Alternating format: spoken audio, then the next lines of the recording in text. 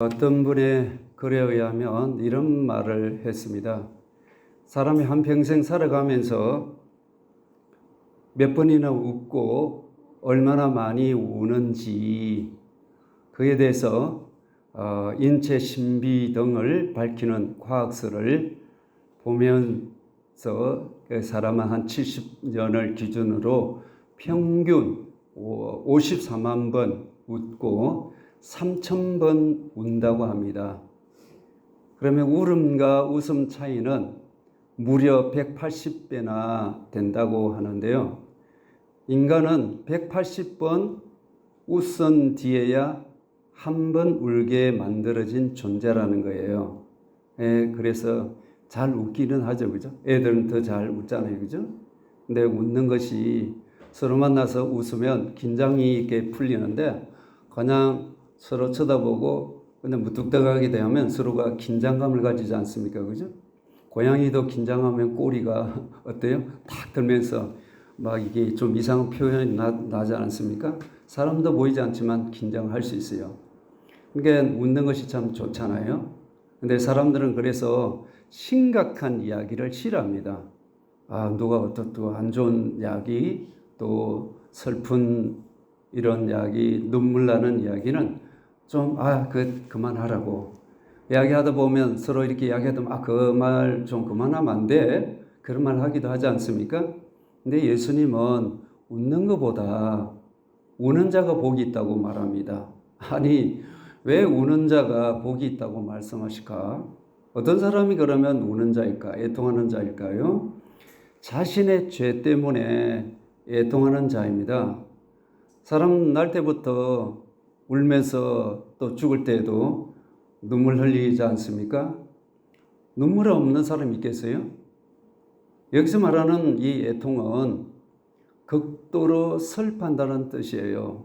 성경에서 눈물에 대해서는 9가지 노는데 그 중에서 이 울음은 최고의 슬픔을 말합니다. 오늘 본문에 나온 이 단어가 부모님이나 부부나 그리고 자녀가 죽을 때 통곡하면서 울지 않습니까? 그런 것은 누구나 인생사에서 경험할 수 있습니다. 성경에도 보면 요셉이 짐승에 찢겨 죽었다는 소식을 들을 때 아버지 야곱은 애통해하지 않습니까? 이때 야곱은 마음이 찢어지듯이 아파서 굵은 베옷을 입고 허리를 동이면서 그렇게 애통했을 때 자식들이 위로해도 위로를 거절하면서 너무 슬퍼서 나는 이 무덤에 서울로 내가 아들한테 가리라. 나도 죽는 게 낫다. 얼마나 고통스러우면 요셉이 때문에 울부짖는 걸 볼 수 있잖아요. 이 부모의 마음은 똑같지 않겠어요? 근데 우리 인간만이 아니라 하나님 아버지도 얼마나 고통스럽고 울으셨는지 여러분 한번 생각해 보신 적이 있나요? 예수님이 우리 인간의 죄 때문에 십자가에 달려 돌아가실 때 그 죽음의 무덤에 우리 들어가시기 전에 우리 하나님 아버지는 어땠습니까?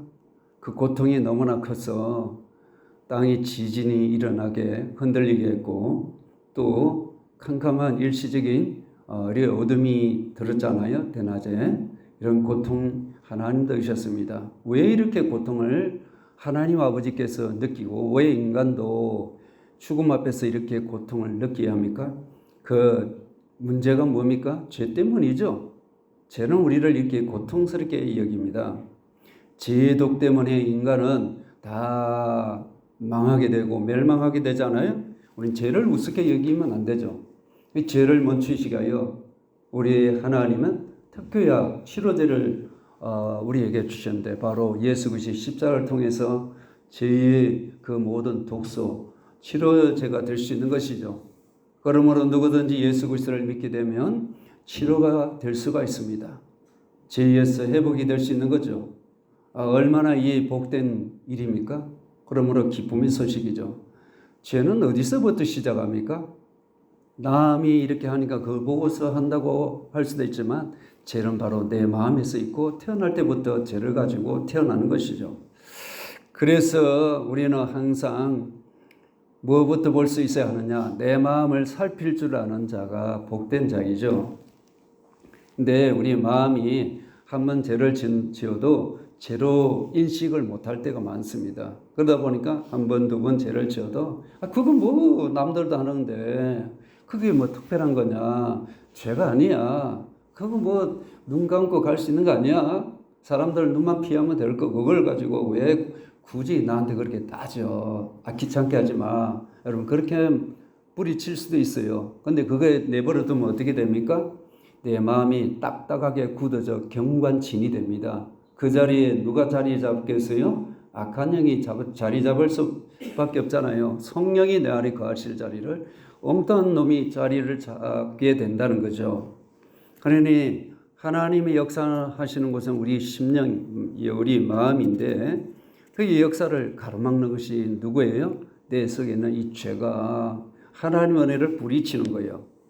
그러니 우리는 하나님의 은혜 받으러 오셨지만 우리가 이것을 쉽게 넘겨버리고 별거 아니라고 하면 나는 은혜를 그냥 받기 위해서 온 것보다 하나님께 예배를 드리기 위해서보다 나도 모르게 의식에 의해서 이 자리에 오게 돼 있고 또 우리는 체면 때문에 올 수도 있어요.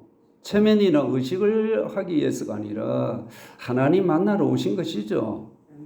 그럼 내 영이, 내 심령이 이게 뭔가 고쳐져야 된다는 거죠. 내 속에 있는 이 죄의 악성을 없애야 되는데 그걸 잘 아는 분은, 캐치하는 분은 나름대로 그것을 없애려고 몸부림치겠죠. 왜 나는 이렇게 쉽게 넘어질까?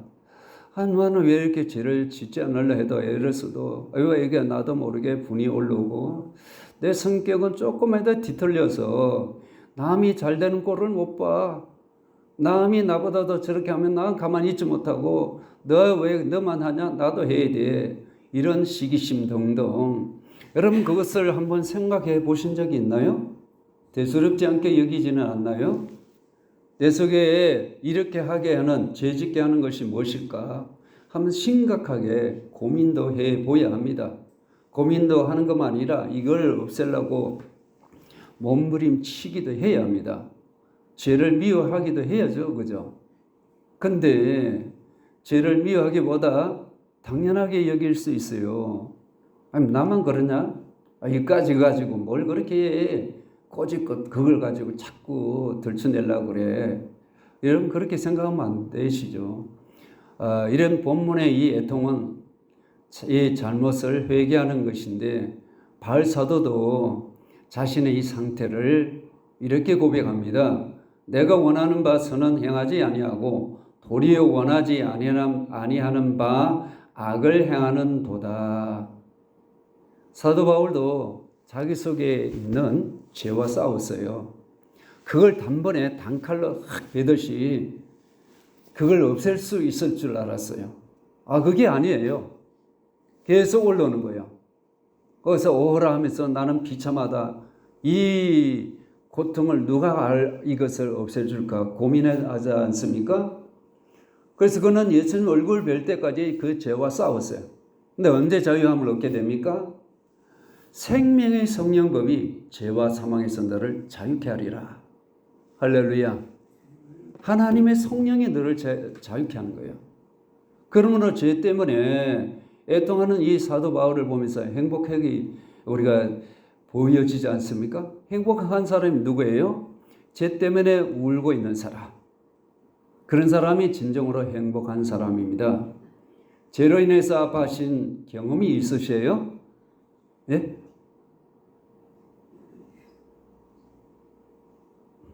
가을을 살펴보면서 허물투성이고 가슴 아프고 괴로워한 적이 있나요? 나 이게 왜 이렇게 난 죄에 눌려 살아? 이거 언제나 이거 죄를 없앨 수 없어? 자꾸 죄를 짓고 생각지 않는 이게 불거져 놓으면 내가 이렇게 살면 뭐하냐?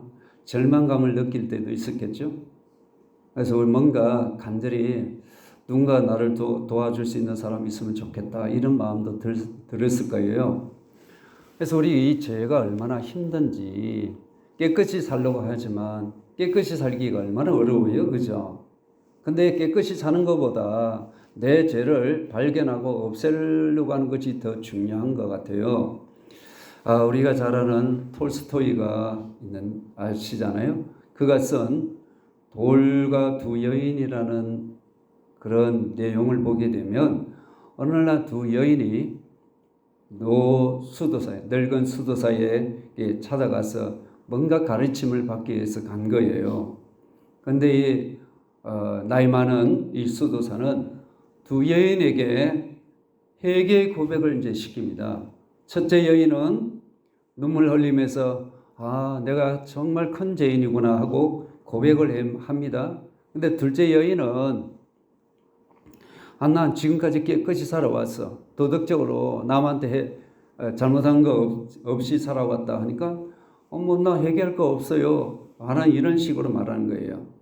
그래서 나이 많은 이 수도사는 두 여인에게 이제 나름대로 이걸 깨닫게 해서 첫째 여인은 큰 돌을 가져오라 그러고 둘째 여인은 작은 돌들을 좀 많이 가져오라고 이렇게 이야기합니다.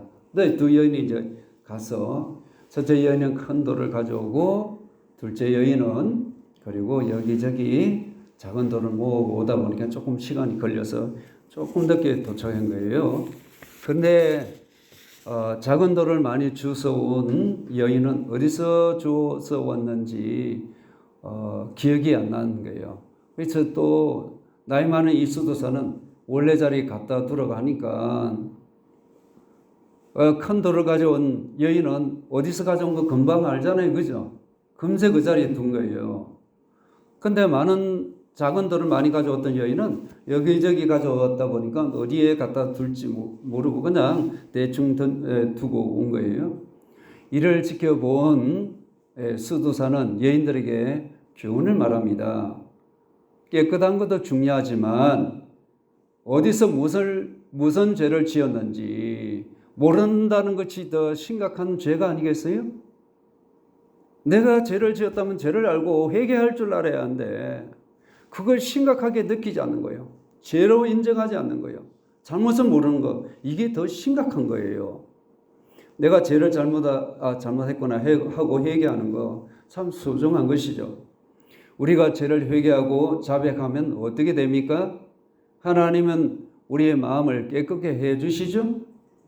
죄에 대해서 애통하는 자가 그래서 어떻다고 말씀합니까? 복이 있다고 말씀하고 있잖아요. 하나님은 중심에 회개하는 자를 가까이 하십니다. 다윗도 보세요. 허물의 사함을 받고 자신의 죄가 가려진 자는 복이 있도다 고백합니다. 실제 그가 경험한 일이죠. 죄가 가려지는 것은 죄가 있지만 죄가 없는 것처럼 여김을 받는다는 겁니다. 죄를 가리는 자는 누구예요? 하나님이시죠. 죄가 드러나지만 하나님은 그 스스로 그 죄를 보시지 않는다는 거죠. 가린다는 것은. 근데 죄가 있지만 죄 없는 것으로 여겨주시는데 다윗은 바세바의 이 사건 이후에 즉시 회개를 하지 아니했어요.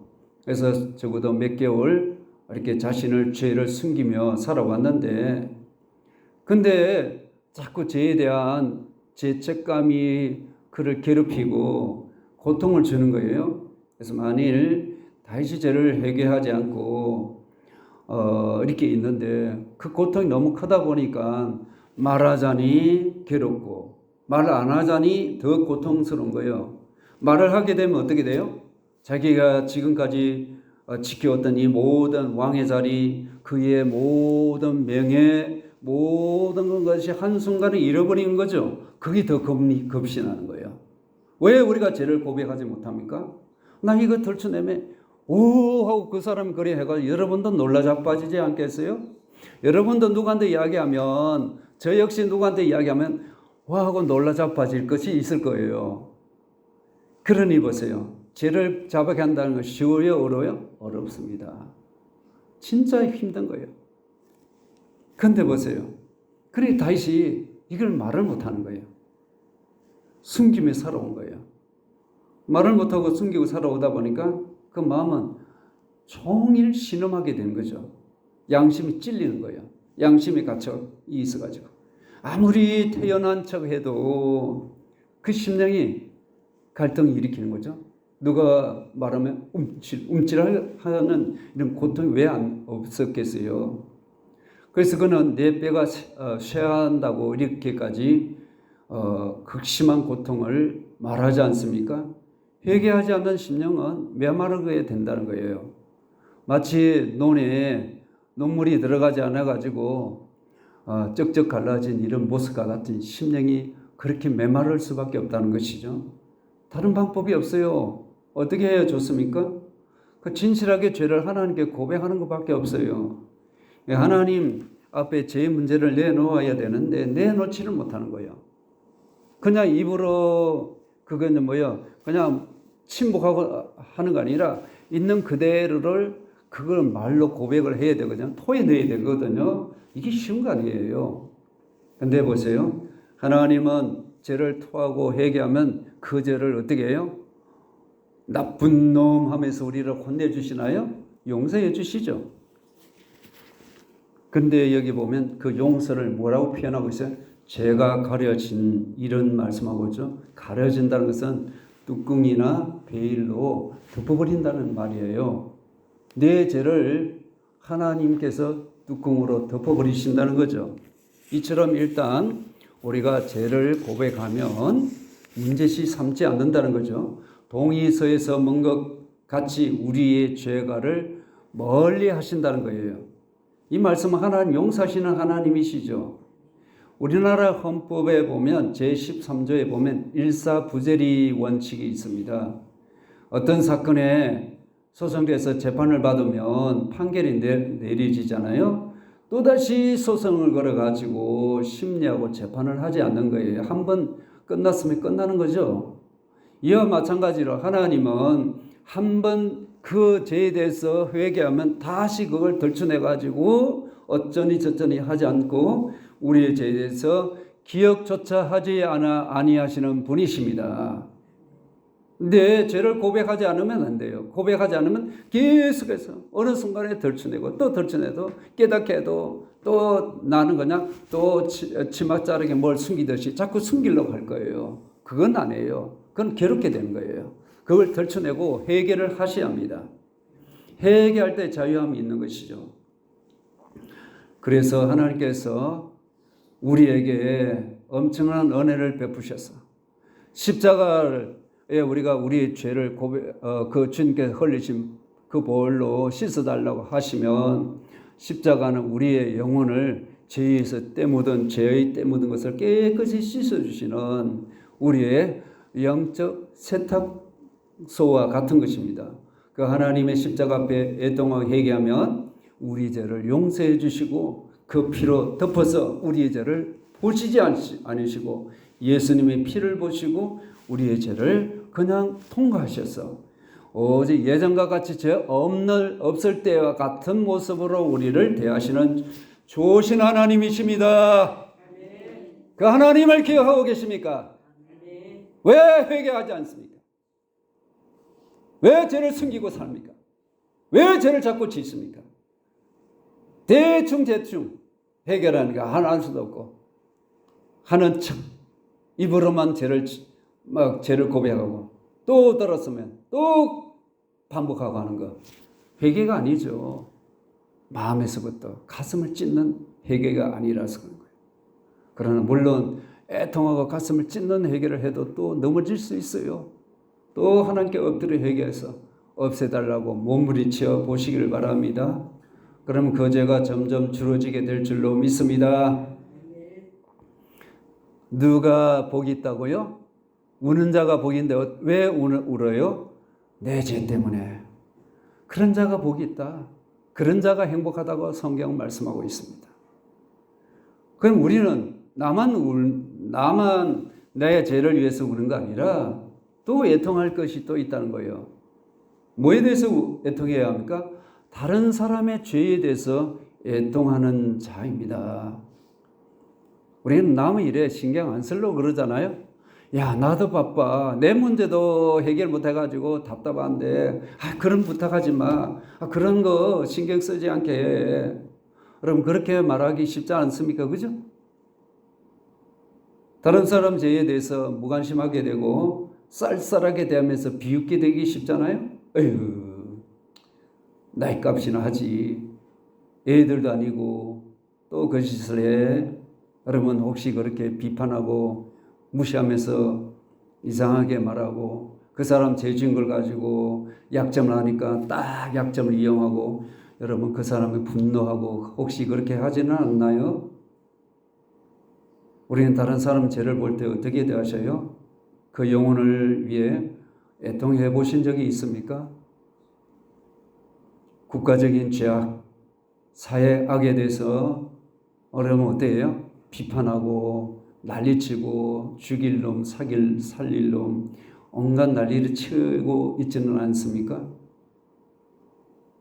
그 죄에 대해서 여러분 심각하게 한번 내 문제가 아니고 이런 남의 문제, 국가적인 사회적인 이 죄악에 대해서 애통해 보신 적이 있습니까?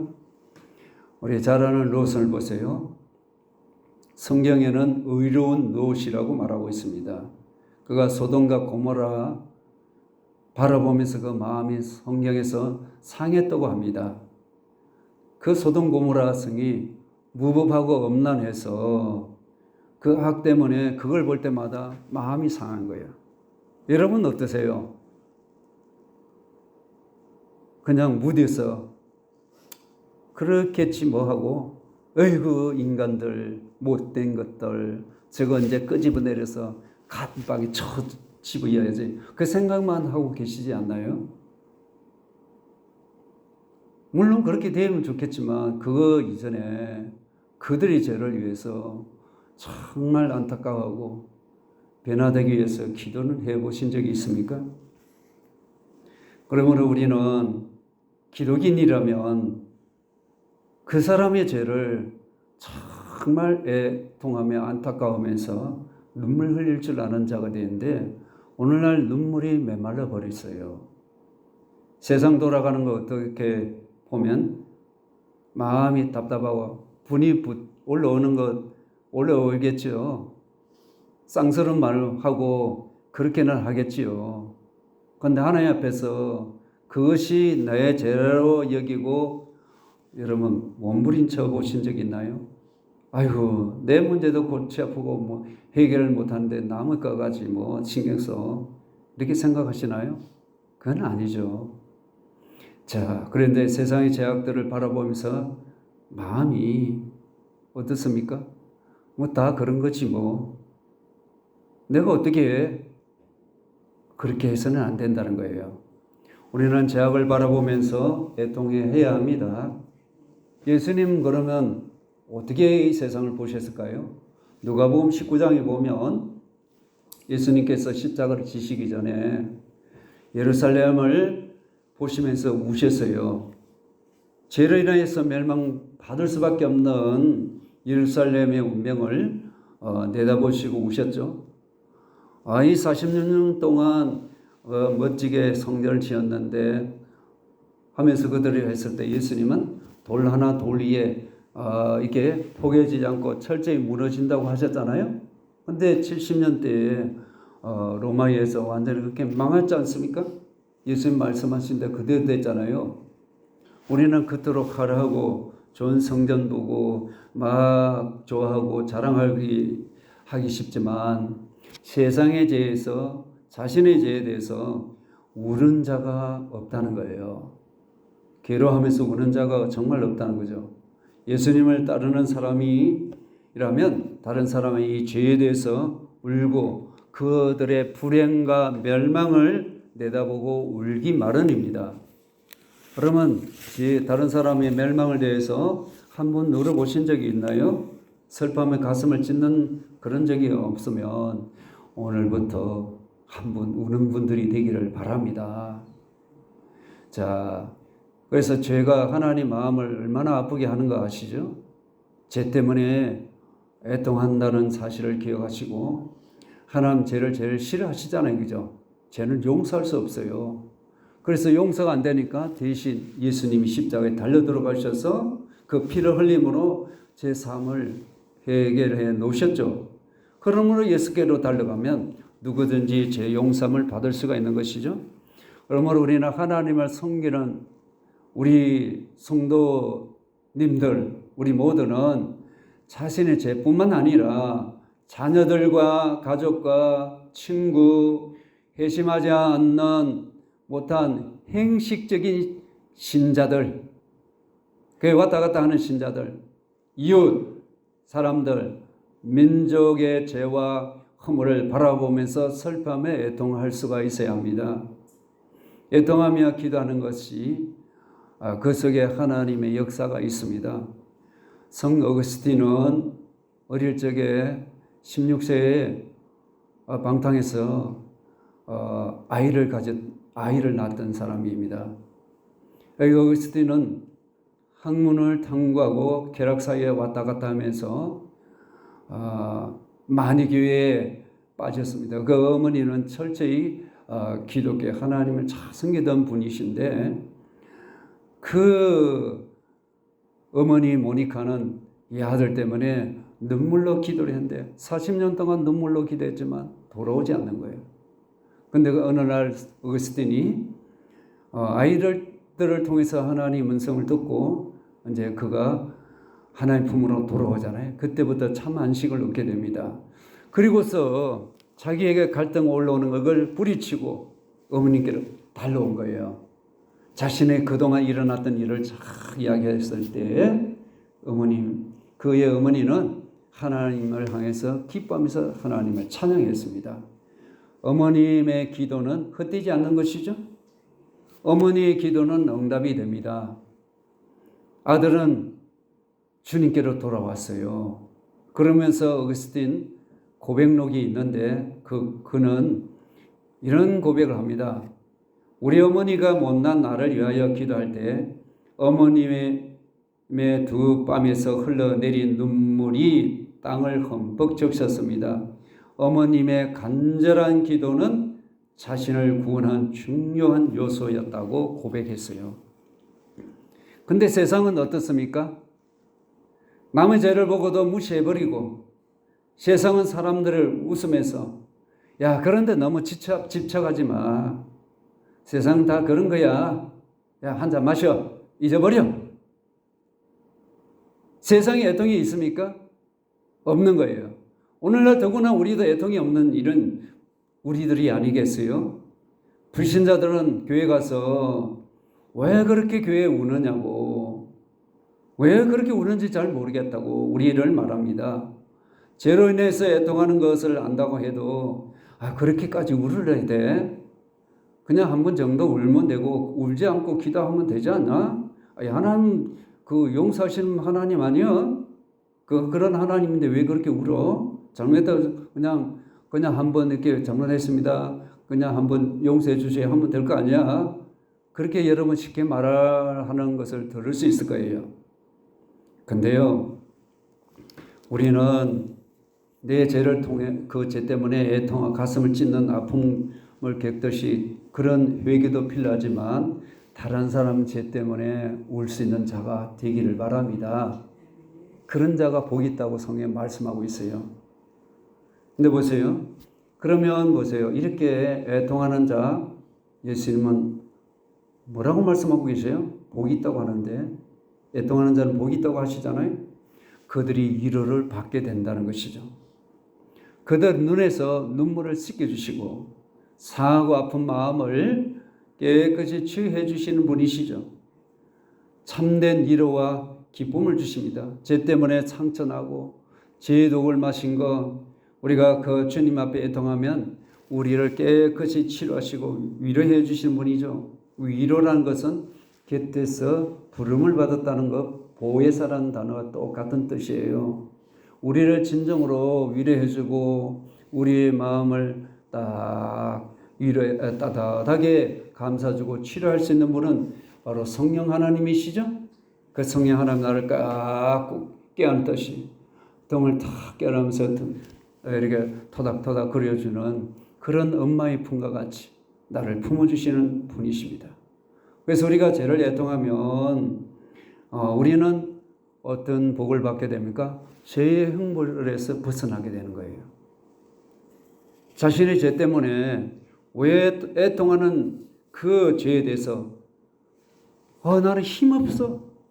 그 형벌 때문에 무슨 내가 심판을 받을 수밖에 없는데 그때에 내가 예수님이 나를 대신하여 무슨 지옥 심판 형벌을 대신 받으신 거 아닙니까? 그죠? 그 십자가를 바라볼 때 내가 위로를 받을 수가 있는 거예요. 나는 죽고 예수님과 함께 다시 사는 자가 된 거죠. 이 십자가를 통해서 하나님의 위로를 받을 수가 있습니다. 또 애통하는 자는 어떤 위로를 받을 수 있습니까? 죄에는 능력이 있습니다. 죄는 힘이 있죠. 그죠? 죄는 어떤 누구도 쓰러뜨릴 수 있어요. 죄의 유혹에 넘어질 수밖에 없잖아요. 그런 유혹에서 우리를 해방시키십니다. 그래서 우리는 애통이 얼마나 복인 줄 모릅니다. 그리고 우리가 죄를 이기려면 예수님과 하나가 되어야 돼요. 그래야 승리할 수 있거든요. 그래서 죄에서 우리가 벗어날 수 있고 성령의 사람으로 살아갈 수 있습니다. 죄는 마치 연탄불을 피울 때에 나오는 연탄가스와 같습니다. 연탄이 우리가 피우는 동안에는 가스가 계속 배출되잖아요. 가스가 새어 나오면 어때요? 위험한 거예요. 저도 예전에 가스 막 한번 마셨는데 자다가 보니까 어질어질해 가지고 막 고통스럽더라고요. 자칫 잘못하면 연탄가스 심하게 먹으면 그냥 죽지 않습니까? 그죠? 생명의 우리가 위험을 받게 되잖아요.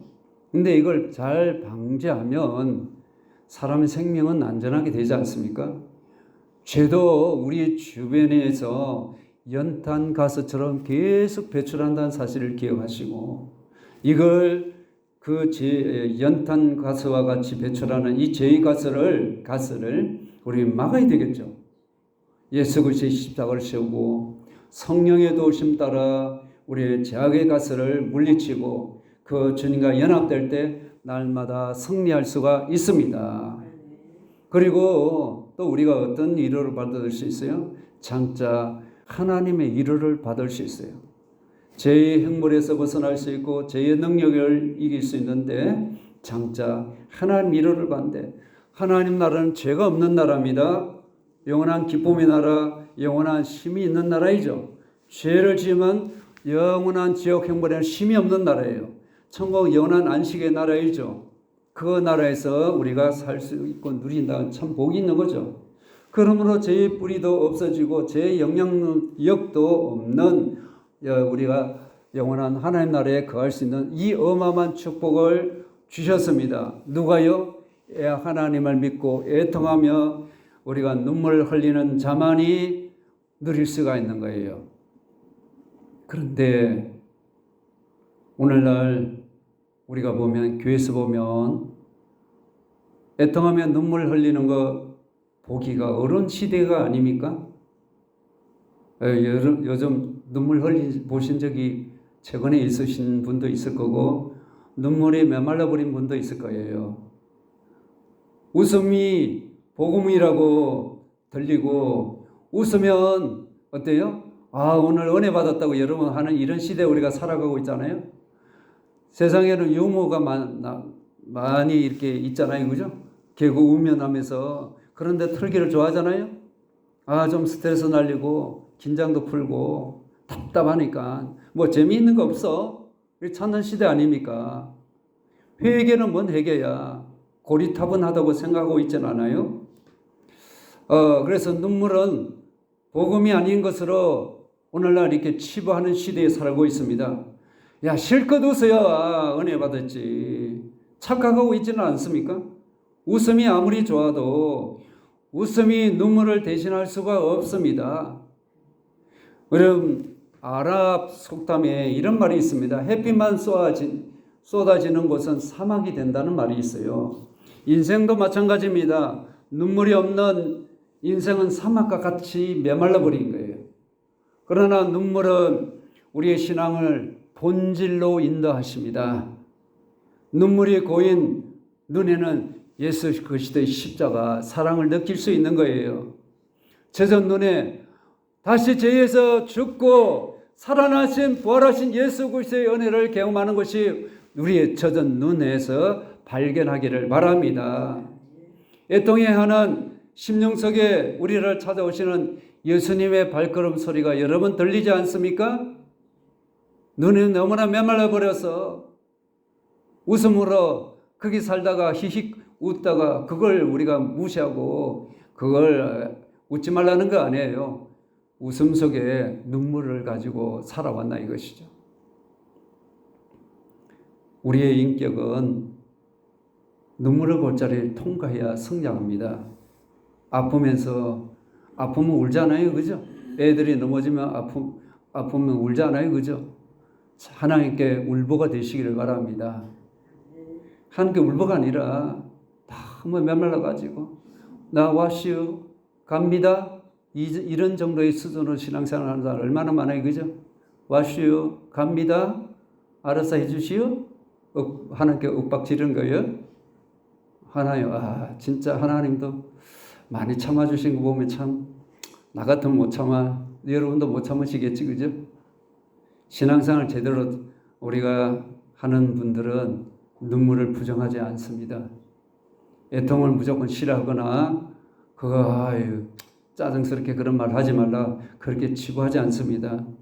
애통하는 자는 분명히 주님은 복이 있다고 하셔요. 그러므로 그런 자는 새하늘과 새 땅 바라보면서 하늘의 위로를 받으시기를 주의 이름으로 바랍니다.